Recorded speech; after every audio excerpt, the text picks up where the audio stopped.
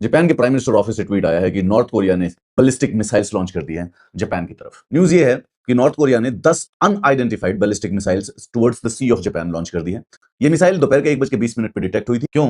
क्योंकि south Korea और United state जो है वो एनुअल मिलिट्री एक्सरसाइज कर रहे हैं और नॉर्थ कोरिया वालों ने उसके अगेंस्ट कुछ कॉन्सिक्वेंसेस को थ्रेटन किया था। लोग कहते हैं कि no good can ever come out of war. War से कभी भी कुछ अच्छा नहीं निकलता। उन लोगों ने शायद किम जोंग उनके मीम्स नहीं देखे।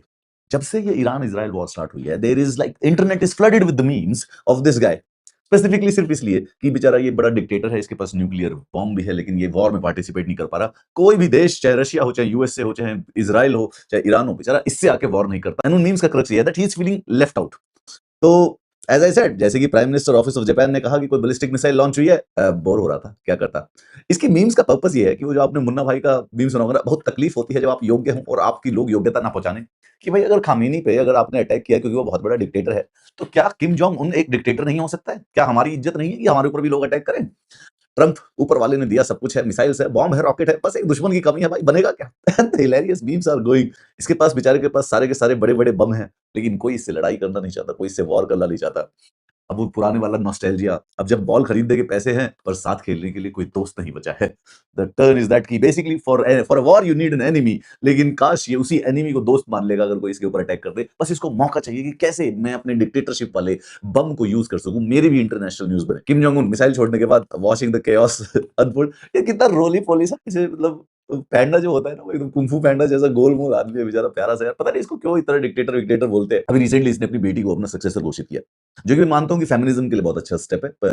21वीं सदी की पहली फीमेल डिक्टेटर अगर कोई दे तो मतलब कुछ नहीं तो एटलीस्ट फेमिनिज्म में ये काफी बड़ा स्टेप माना जाएगा।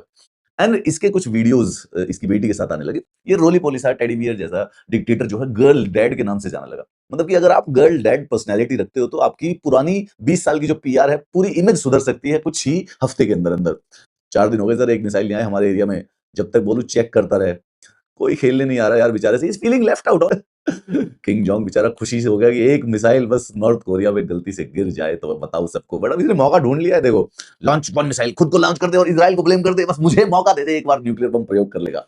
एक बार चेक करना, किसी ने ये तो नहीं बोला कि मैं छुटका है। And this one is the best one gentleman. उन कंट्रीज को देखो जहां पे मेरे मीम सबसे ज्यादा बन रहे हैं, हम उसके ऊपर अटैक कर देंगे। I am pretty sure about it. I think India में इसके मीम सबसे ज्यादा बनाए जाओ। ये कितना ऐसे देखो, पूरा पूरा स्क्वायर है और देखो इसके हाथ कितने छोटे छोटे से। if we can say that there is a cute dictator, well this guy is a cute dictator। अपने बम बनाता है, न्यूक्लियर बम बनाता है, once in a while test करके दिखाता रहता है कि मेरे पास है। मेरे पास है, मैं चला दूंगा। चलाता कभी नहीं, मतलब लड़ाई नहीं करी इसने कभी भी। एक बात देखो, तो है डिक्टेटर, कोई बड़ी बात नहीं है, लेकिन बंदे ने कभी किसी से लड़ाई नहीं करी है।